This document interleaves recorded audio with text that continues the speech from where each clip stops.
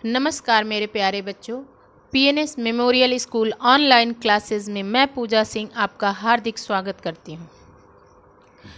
Class 10th के बच्चों, अब हमारा रसखान का सवैया ख़त्म हो गया, अब कविता आ गया और मैं आप लोग को गूगल मीट पे ये बता चुकी हूँ कि सवैया क्या होता है, कवित्त क्या होता है। इसलिए आप कमेंट करके ये बताना कि कवित्त क्या होता है और सवैया क्या होता है, ठीक है।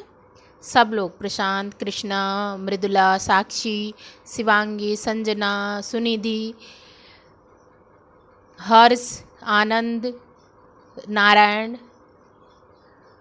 श्वेता, सौम्या, सबका जिसका नाम नहीं ली हूँ वो सारे बच्चे, ठीक है। सब लोग कमेंट करके बताना, ओके। चलिए अब हम इस कवित्त को समझ लेते हैं और संदर्भ प्रसंग व्याख्या कर लेते हैं, ठीक है। गोरज बिराजे भाल लहलई वनमाल, आगे गैया पाछे ग्वाल, गावे मृदुबानीरी। तैसी धुनि बांसुरी की मधुर मधुर जैसी, बंक चितवन मंद मंद मुस्कानी री। कदम बिटप के निकट तटनी के तट, अटा चढ़ी चाहे पीट पट फहरानी री। रस बरसावे तन तपनी बुझावे नैन, अप्राणन रिझावे वह आवे रस खानी री। सबसे पहले तो बच्चों जान लो ये कि ये मनहरण कवित्त है, मतलब इतना ही प्यारा है कि बता नहीं सकते, ठीक। तो इसमें क्या कह रहे हैं रसखान जी की गोरज बिराजे, एक सखी दूसरे सखी से कहती है, क्या कहती है कि गोरज, गो गाय, रज उसकी चरण धूल, ठीक है। बिराजे मतलब शोभा दे, भाल ललाट पर, लहलई बनमाल, और गले में माला जो है बन की वो बहुत ही सुंदर लग रही है, सुशोभित हो रही है। आगे गैया पीछे ग्वाल, गावे मृदुबानी रे, मतलब आगे आगे गैया चल रही है, पीछे पीछे ग्वाल और श्री कृष्ण भगवान, और क्या मृदुबानी में गाते हुए झूमते हुए मस्ती में चल रहे हैं। तैसी धुनि बांसुरी की मधुर मधुर जैसी, कैसी धुनि बांसुरी की है, जैसी श्री कृष्ण भगवान की बांसुरी की धुन है वही है, मधुर मधुर जैसी। बंक चितवन मंद मंद मुस्कानी रे, यानी उनकी बाकी चितवन मतलब उनकी छवि जो है, ठीक, वो कैसी है, वो बहुत ही सुंदर, और उनकी मुस्कान तो पूछिए मत। कदम बिटप के निकट तटनी के तट, कदम कदम्ब के, बिटप पेड़ के, निकट किसके, तटनी के तट मतलब नदी के तट किनारे पर जो कदम का वृक्ष था उसके निकट, अटा चढ़ चाही पीत पट फहरानी।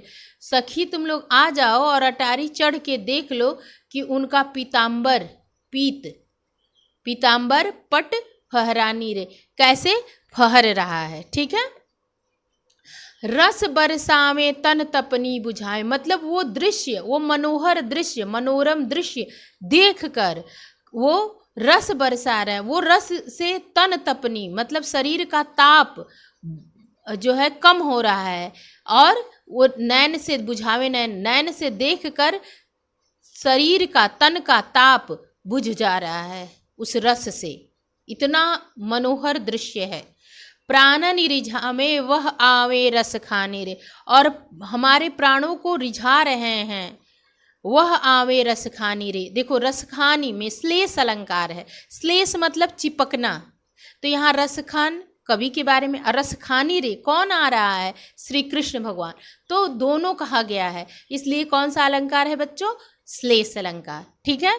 अब आप लोग को इसका अर्थ समझ में आ गया होगा, ठीक है। अब हम लोग क्या कर लेते हैं कि संदर्भ प्रसंग और व्याख्या कर लेते हैं, ठीक है। संदर्भ हेडिंग डाल लीजिए, आप लोग संदर्भ हेडिंग डाल लीजिए और लिखिए कि प्रस्तुत पंक्तियां रसखान कवि द्वारा रचित सुजान सागर से हमारी पाठ्य पुस्तक हिंदी खंड में संकलित कवित्त शीर्षक से अवतरित है। अब तक आप लोग क्या लिखते थे कि सवैया शीर्षक से तो हिंदी के काव्य खंड में, हिंदी के काव्य खंड में एक मिनट काव्य खंड में संकलित कवित्व शीर्षक से अवतरित है। ठीक है, अब आप लोग क्या कर लेंगे कि प्रसंग डाल लेंगे। क्या डाल लेंगे? प्रसंग।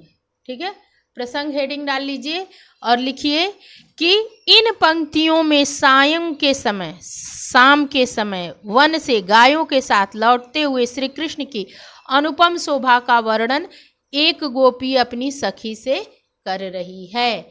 अब व्याख्या हेडिंग डाल लीजिए। अब आप लोग थोड़ा स्पीड में लिखिएगा क्योंकि आज हम लोग एक लॉन्ग वीडियो में क्वेश्चन आंसर सब करेंगे। ठीक है, तो व्याख्या हेडिंग डाल लीजिए। गोपी कहती है कि हे सखी, वन से गायों के साथ लौटते हुए कृष्ण के मस्तक पर गायों के चलने से उड़ी धूल सुशोभित हो रही है। उनके गले में वन के पुष्पों की माला पड़ी हुई है। कृष्ण के आगे आगे गायें चल रही हैं और पीछे मधुर स्वर में गाते हुए ग्वाल बाल चल रहे हैं। जितनी मधुर और बाकी श्री कृष्ण की चितवन है, उतनी ही बाकी उनकी धीमी धीमी मुस्कान है।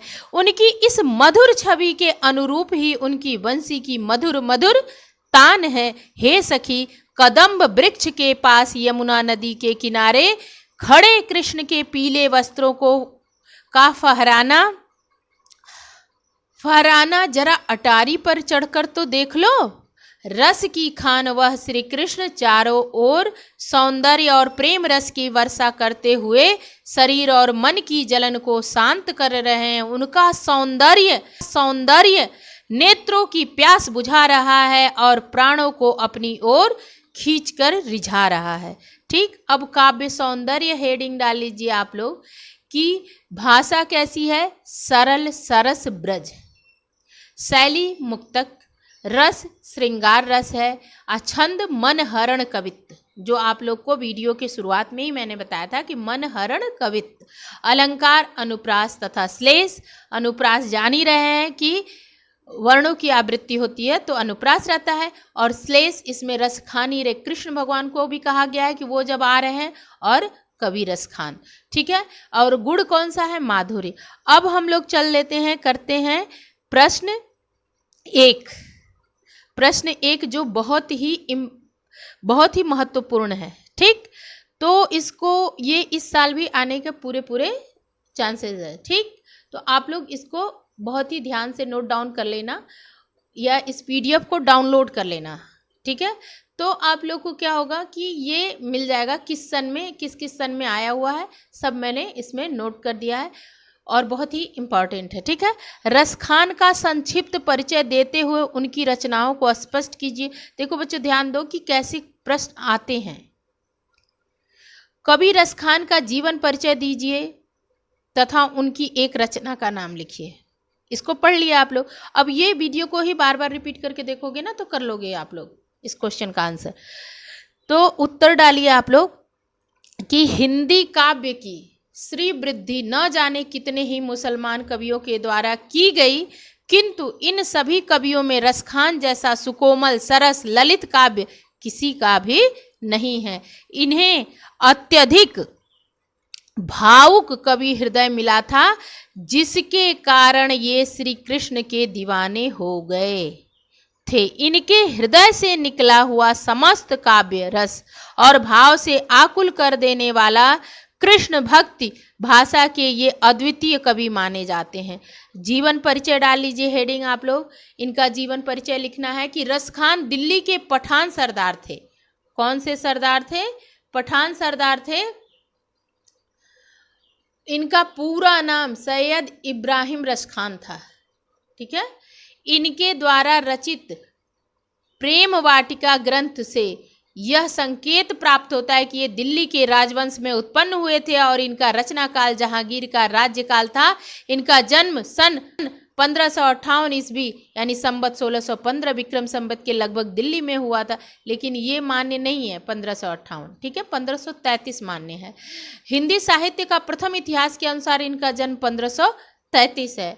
ईस्वी में पिहानी जिला हरदोई उत्तर प्रदेश में हुआ था। आप लोग यही लिखना 1533। ठीक है, हरदोई में सैयदों की बस्ती भी है, डॉक्टर नगेंद्र ने भी अपनी हिंदी साहित्य के इतिहास में इनका जन्म 1533 ईस्वी माना है। यानी दो लोग जब मान लिए तो मानिए 1533 ही होगा कि आसपास ही स्वीकार किया गया। ऐसा माना जाता है कि इन्होंने दिल्ली में कोई विप्लव होता देखा जिससे व्यथित होकर ये गोवर्धन चले गए आए और यहाँ आकर श्रीनाथ की शरणागत हुए और इनकी रचनाओं से यह प्रमाणित होता है कि ये पहले रसिक प्रेमी थे, बाद में अलौकिक प्रेम की ओर आकृष्ट हुए और कृष्ण भक्त बन गए। गोस्वामी विट्ठलनाथ ने पुष्टि मार्ग में इन्हें दीक्षा प्रदान की थी। आप लोग को बताई हूँ कि शिक्षा गुरु और दीक्षा गुरु में क्या अंतर होता है। तो इनके दीक्षा गुरु कौन है? गोस्वामी विट्ठलनाथ। ठीक है, इनका अधिकांश जीवन ब्रजभूमि में व्यतीत हुआ।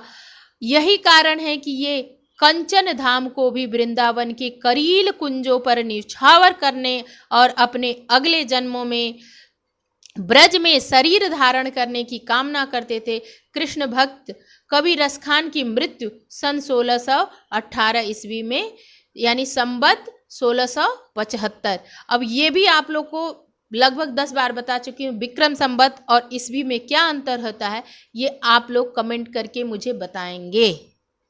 ठीक है, अब हम लोग कर लेते हैं इनकी रचनाएं, कृतियां। ठीक है, कृतियां कर लेते हैं। कृतियां हेडिंग डाल लीजिए, रचनाएं। रसखान की निम्नलिखित 2 रचनाएं प्रसिद्ध हैं। सुजान रसखान, प्रेम वाटिका।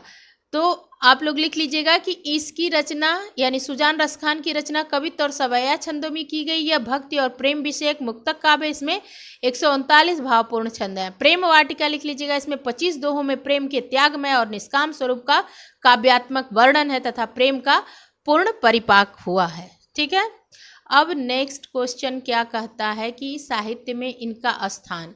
ये आप लोग एक बार क्या 2 बार मेरे वीडियो से रिपीट कर लेंगे तो आप लोग लिख लेंगे कि साहित्य में इनका क्या स्थान था। साहित्य में स्थान, रसखान का स्थान भक्त कवियों में विशेष महत्वपूर्ण है। इनके बारे में डॉक्टर विजेंद्र स्नातक ने लिखा है कि, अब इन्वर्टेड काबा में लिखिएगा, जब कोई किसी का कोटेशन रहता है तो इन्वर्टेड काबा में लिखा करिए आप लोग। इनकी भक्ति हृदय की मुक्त साधना है और इनका श्रृंगार वर्णन भावुक हृदय की उन्मुक्त अभिव्यक्ति है। इनके काव्य इनके स्वच्छंद मन के सहज उद्गार है। यही कारण है कि इन्हें स्वच्छंद काव्य धारा का प्रवर्तक भी कहा जाता है। इनके काव्य में भावनाओं की तीव्रता, गहनता और तन्मयता को देखकर भारतेंदु जी ने क्या कहा, ये बहुत ही इम्पॉर्टेंट है। आप लोग कुछ नहीं तो ये लिख के अंडरलाइन कर देंगे कि भारतेंदु जी ने कहा था कि इन मुसलमान हरिजनन पै कोटिन हिंदू वारिये।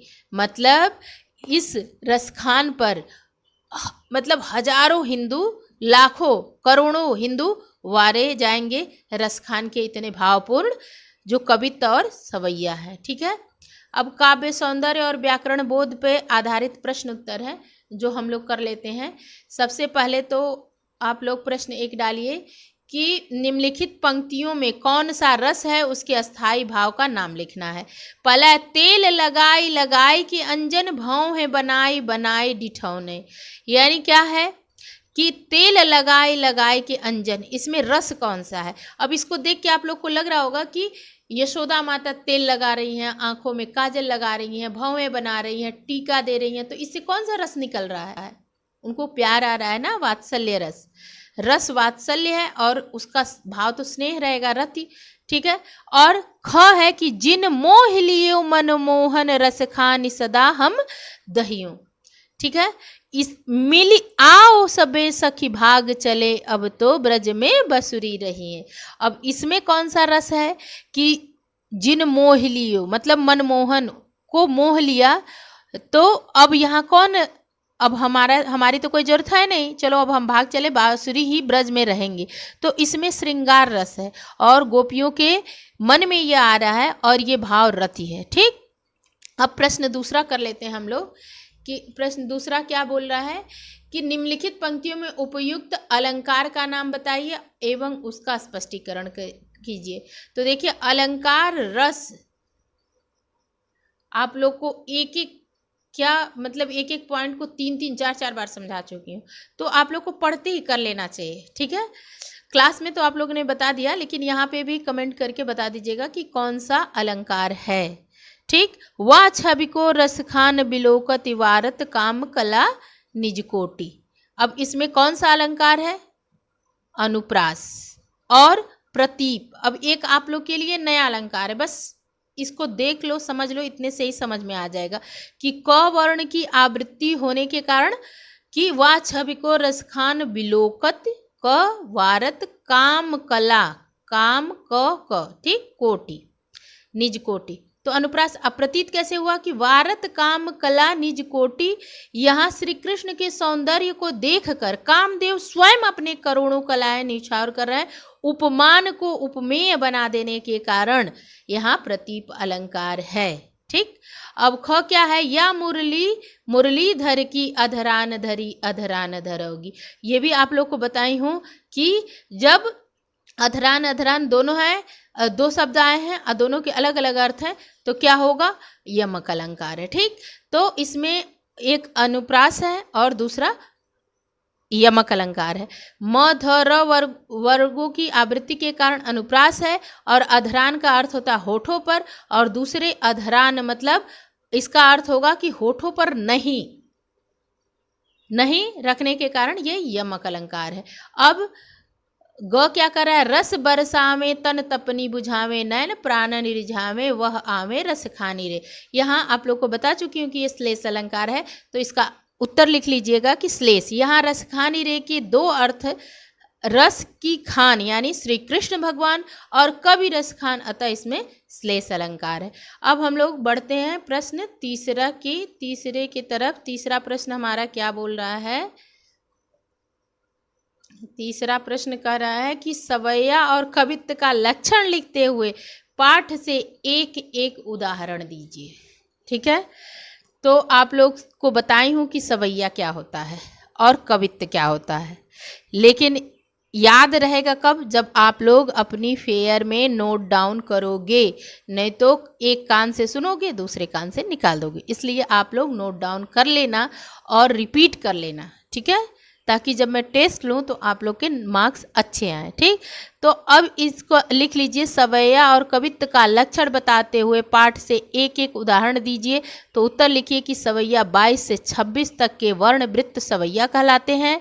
ठीक, उदाहरण, मानुष हो तो वही रस खान बसो ब्रज गोकुल गांव के ग्वारन, जो पशु हो तो कहाँ बस मेरो चरो नित नंद की धेनु मझारन, पाहन हो तो वही गिरि को जो धरो कर छत्र पुरंदर धारण, जो खग हो तो बसेरो करो मिली कालिंदी कूल कदम्ब की डारन। आप लोग को छंद में अच्छे से पढ़ाई हूँ, मात्रा और वर्ग वर्ण सब कैसे गिनते हैं वो बताई हूँ, इसको कर लेना। 22 से 26 वर्ण वृत्त आएगा तो समझ लेना ये सवैया है। और कवित्व कैसे जानोगे कि यह दंडक वृत्त है।